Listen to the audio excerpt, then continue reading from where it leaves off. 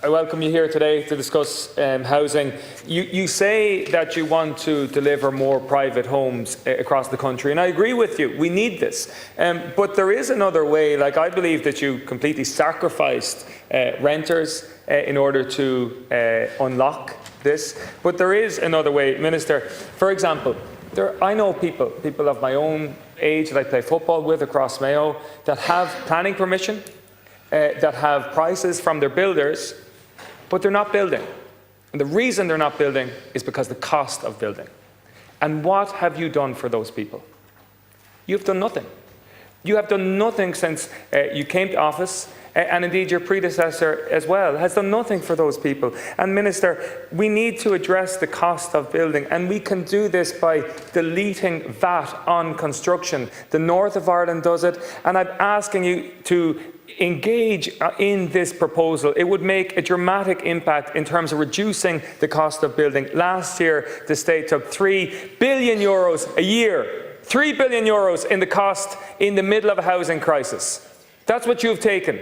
And can you give some of this back to unlock that potential? Also, Minister, in relation to development levies, Irish Water connection, ESB connection, and indeed bonds in terms of to local authorities, all of these things are actually precluding developers from taking the risk to taking on that potential in terms of housing estate. And the other thing aspect here is in relation to planning. It can cost in the region of €100,000 in order to get planning permission over the line. Minister, these are suggestions, practical suggestions that you could take in the morning if you wanted to unlock private delivery across this country. The other thing I want to raise, Minister, is that there is an elephant in the room in relation to housing.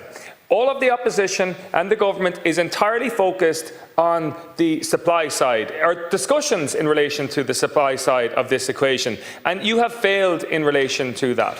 But we must also address the demand issue and the immigration issue in the country. For example, in 2014-15, we were issuing as a state in the region of 10,000 work permits a year. And in the last number of years, we are now issuing in excess of 40,000 employment visas in the state. And if we look at residency permits, they have also ballooned. Now, I appreciate the labour market is hot, and these immigrants are providing a value in the labour market, but it is causing immense pressure on services and in particularly housing.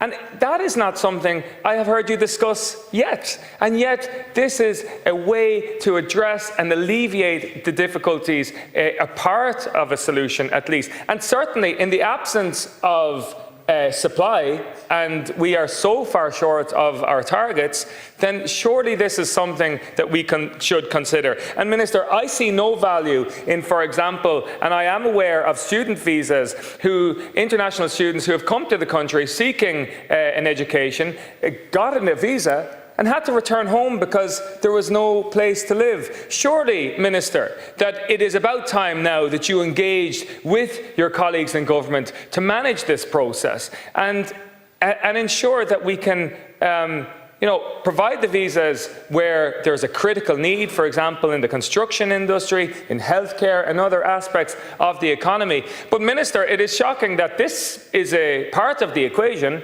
that is not even being discussed by your government. Gurmagh,